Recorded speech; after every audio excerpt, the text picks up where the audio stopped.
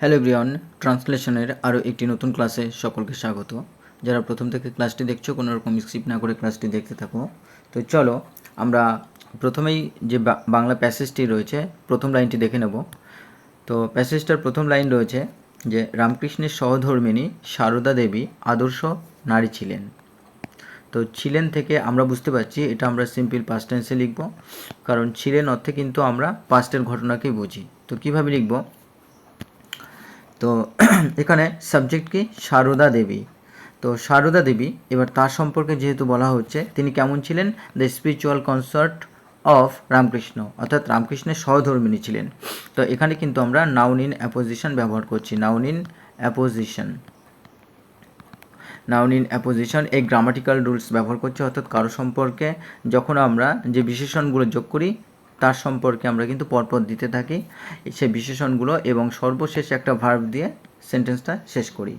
আচ্ছা, the spiritual consort of Ramakrishna, আর তিনি ছিলেন কেমন? ওয়াজ অ্যান আইডিয়াল ওমেন, অর্থাৎ তিনি একজন আদর্শ নারী ছিলেন। তো এটাকে আমরা বলতে পারি যে সারদা দেবী দ্য স্পিরিচুয়ালের পরিবর্তে আমরা বলতে পারি দ্য ডিভাইন, বলতে পারি দ্য ডিভাইন, অথবা আমরা বলতে পারি দ্য রিলিজিয়াস, বা আমরা বলতে পারি দ্য স্যাক্রেড, বা আমরা বলতে পারি দ্য হোলি। অর্থাৎ যেটা তোমাদের কাছে সুবিধা মনে হবে সেইভাবে লিখবে।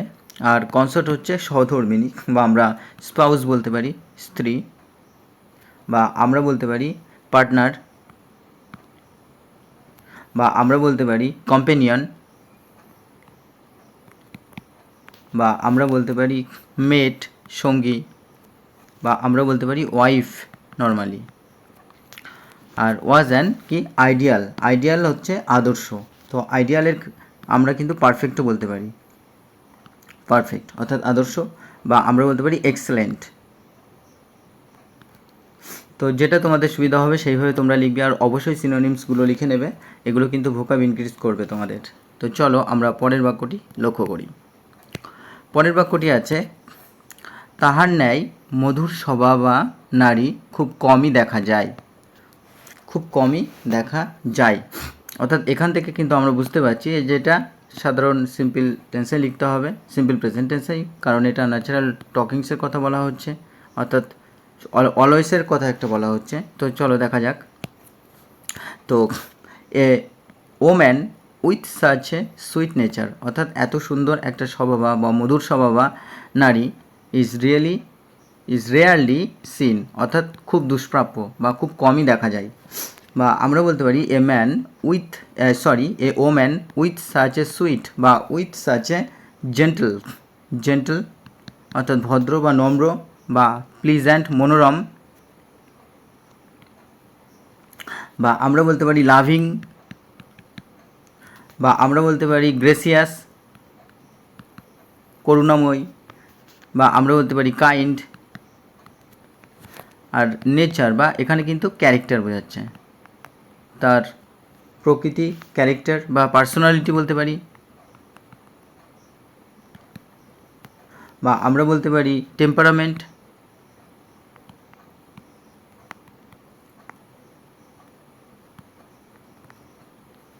রেয়ারলি অর্থাৎ যেটা খুব কমই দেখতে পাওয়া যায়, বা আমরা বলতে পারি হার্ডলি,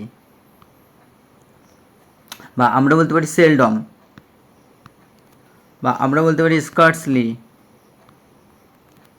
বা আমরা বলতে পারি ইনফ্রিকুয়েন্টলি।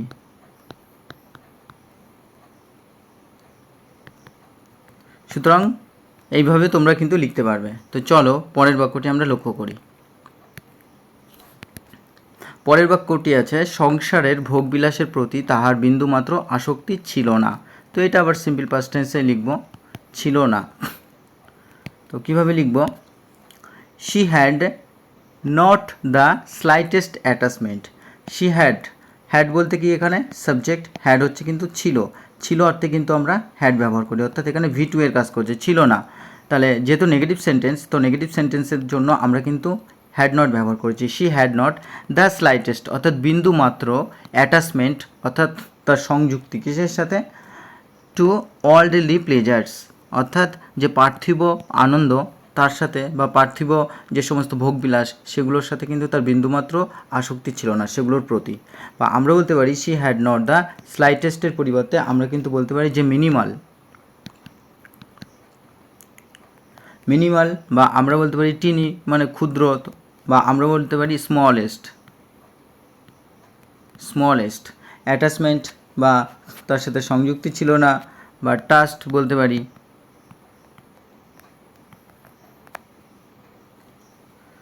কি ওয়ার্ল্ডলি অর্থাৎ পার্থিব, যেটাকে আমরা আর্থলি বলতে পারি, বা আমরা যেটাকে টেম্পোরাল বলতে পারি পার্থিব, বা যেটাকে আমরা মান্ডেন বলতে পারি।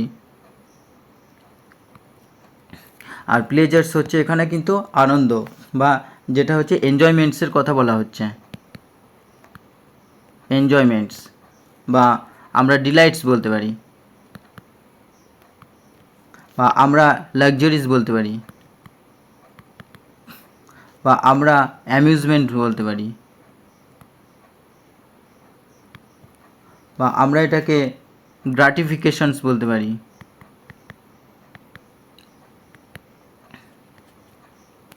তো এইভাবে তোমরা কিন্তু লিখতে পারো। চলো আমরা পরের বাক্যটি লক্ষ্য করি। পরের বাক্যটি আছে, তাহার মতো স্ত্রী পাইয়াছিলেন বলিয়া রামকৃষ্ণ এত বড় সাধক হইতে পারিয়াছিলেন। তো পাইয়াছিলেন বা পেয়েছিলেন, অর্থাৎ এটাও আমরা সিম্পল পাস্ট টেন্সে লিখব। কীভাবে লিখব, যে আমরা এটা এইভাবে লিখতে পারি যে রামকৃষ্ণ কুড বিকাম অর্থাৎ হতে পেরেছিলেন সাচ এ গ্রেট সেন্ট এত বড় সন্ন্যাসী, because he had a wife like হার অর্থাৎ তিনি তার মতো একজন স্ত্রী পেয়েছিলেন বলেই।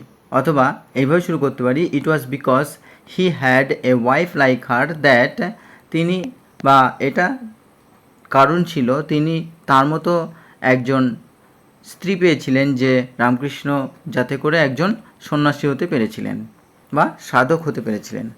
বা আমরা বলতে পারি যে Ramakrishna had could become such a great saint because he had a wife like her. তো এটাই আমাদের কাছে আরও সহজ হবে। আর গ্রেট বা আমরা এখানে বলতে পারি যে নোটেবল, তিনি একজন উল্লেখযোগ্য, বা আমরা বলতে পারি রিমার্কেবল, বা আমরা বলতে পারি এমিনেন্ট বিখ্যাত, বা আমরা বলতে পারি আউটস্ট্যান্ডিং,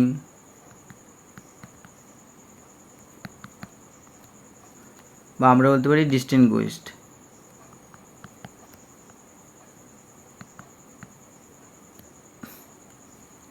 আর সেন্ট বলতে এখানে কি, সেন্ট বলতে সাধক, বা আমরা সেন্ট বলতে পারি, আমরা হলি পার্সন বলতে পারি, বা আমরা অ্যাসেটিক বলতে পারি। সুতরাং এইভাবে কিন্তু তোমরা লিখতে পারবে। তো চলো আমরা পরের বাক্যটি লক্ষ্য করি।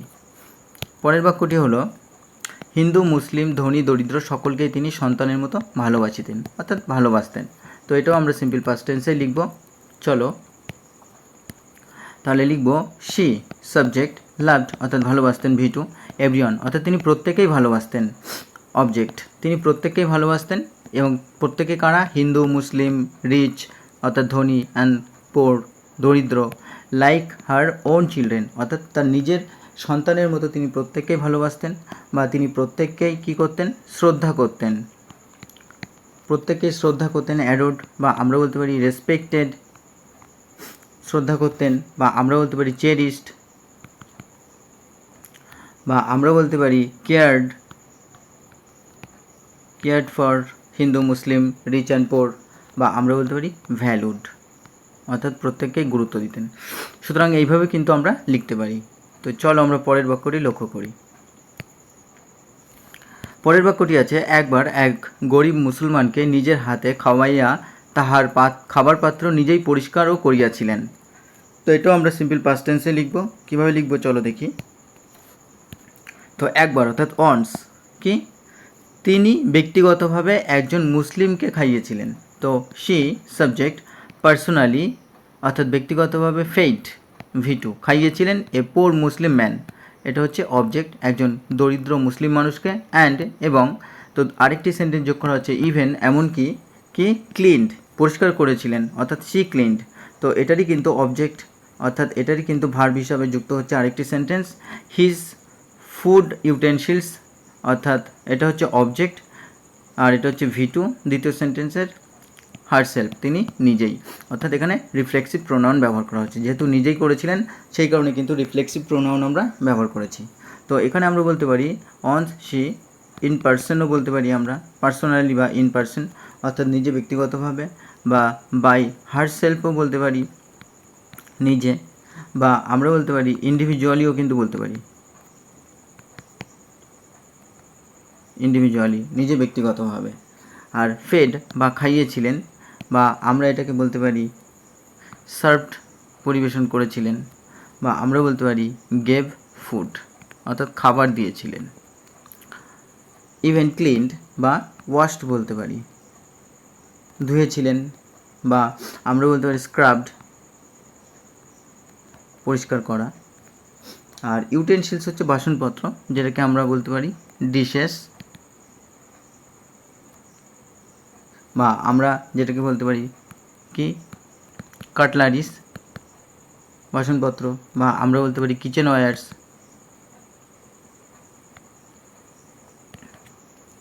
তো এইভাবে কিন্তু আমরা লিখতে পারি। তো চলো আমরা পরের বাক্যটি লক্ষ্য করি। পরের বাক্যটি আছে, এজন্য বাড়ির লোকেরা তাকে কত তিরস্কার করিয়াছিলেন। তো এটা আমরা সিম্পল পাস্ট টেন্সে লিখব। তাহলে এজন্য অর্থাৎ ফর দিস, এই জন্য, the members of the household অথবা বলতে পারি the members of the family অর্থাৎ পরিবারের লোকজন, the members of the household বা the members of the family criticized অর্থাৎ তিরস্কার করা বা সমালোচনা করা, বা আমরা বলতে পারি স্কোল্ডেড, স্কোল্ডেড তিরস্কার করা, বা আমরা বলতে পারি রিবিউকড অর্থাৎ তিরস্কার করেছিলেন আলট, তাকে অনেক তিরস্কারও করেছিলেন। তো এইভাবে কিন্তু আমরা লিখতে পারি।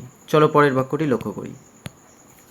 পরের বাক্যটি আছে, তিনি শুধু উত্তর দিয়াছিলেন, নিজের ছেলেকে নিজে না খাওয়াইলে কি তৃপ্তি পাওয়া যায়।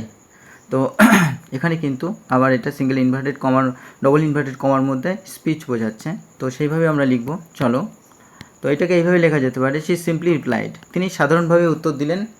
কিভাবে উত্তর দিলেন তিনি সাধারণভাবে উত্তর দিলেন, বা শি সিম্পলি বা শি জেনারেলি